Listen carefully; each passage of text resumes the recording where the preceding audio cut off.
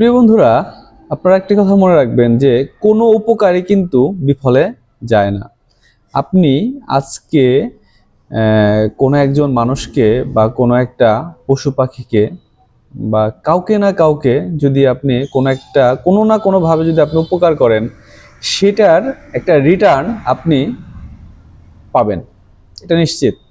আপনি সেটা মানুষ হোক বা পশু পাখি হোক, আপনি যদি কাউকে উপকার করেন অবশ্যই সেটা রিটার্ন আপনি পাবেন। তাই সবসময় চেষ্টা করুন, আপনি যদি বড় হতে চান, আপনি যদি ভালো থাকতে চান মানুষকে উপকার করার জন্য বা আপনার জীবকে উপকার করার জন্য। কারণ জীবকে উপকার করলে কিন্তু আপনি উপকৃত হবেন, আর যতক্ষণ না পর্যন্ত আপনি অন্যের দ্বারা উপকৃত না হবেন ততক্ষণ পর্যন্ত কিন্তু আপনি বড় হতে পারবেন না।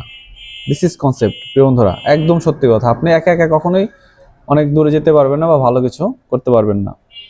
আপনাকে অবশ্যই সৃষ্টিকর্তার সাহায্য লাগবে, অবশ্যই মানুষের সহযোগিতা লাগবে।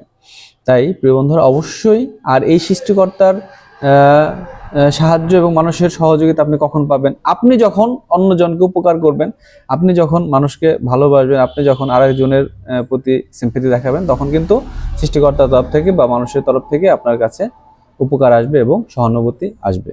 তাই প্রিয় বন্ধুরা, আমি আপনাদেরকে বলবো সবসময় মানুষকে উপকার করুন, তাহলে আপনি উপকৃত হতে পারবেন। আমি ছোট্ট একটি গল্প আপনাদেরকে শোনাবো। আমি জানি অনেকেই আপনারা এই গল্পটি জানেন, আর যারা না জানেন তারাও এই গল্পটি আজকে জেনে নেবেন।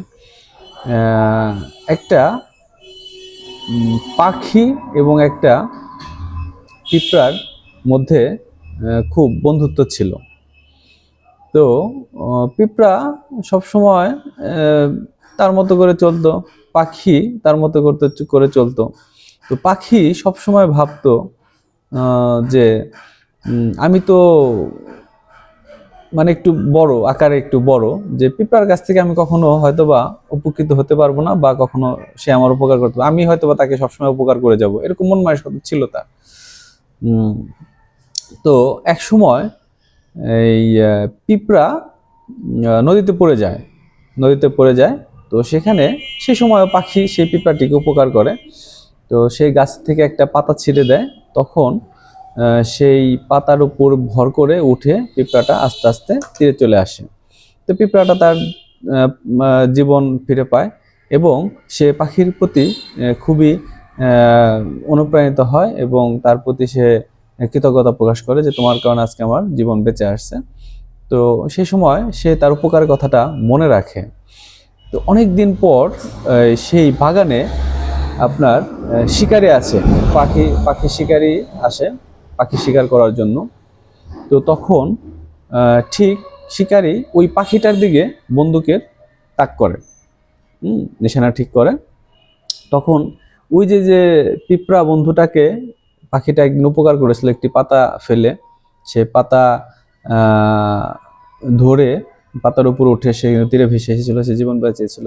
তখন সেই পিঁপড়া আস্তে আস্তে আস্তে আস্তে শিকারির ঠিক হাতের উপর উঠে পড়ে যখনই শিকারি পাখিটাকে লক্ষ্য করে বন্দুক ছুটতেছে, তখনই সে একটা কামড় মারে দেয়। কামড় মারার পরে কিন্তু তখন সে নিশানাটা হয়ে যায়, আপনার তার যে লক্ষ্যটা থাকে সেই লক্ষ্যটা কিন্তু নষ্ট হয়ে যায়। তখন সেই বন্দুকের যে শব্দটা হয়, তখন সেই শব্দে পাখিটি ওখান থেকে উড়ে যায় এবং পাখিটির প্রাণ সে ফেরত পায়, পাখিটি বেঁচে যায়।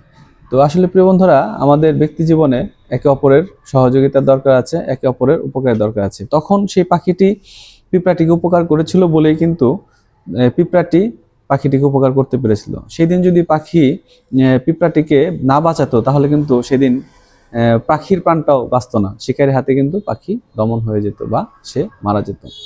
প্রিয় বন্ধুরা, আমি আবারও বলি যে অবশ্যই মানুষকে ভালোবাসুন, মানুষকে উপকার করুন, মানুষের পাশে থাকুন, তাহলেই কেবলমাত্র আপনি ভালো থাকতে পারবেন। ভালো থাকবেন, সুস্থ থাকবেন, সকলের জন্য থাকলো শুভকামনা।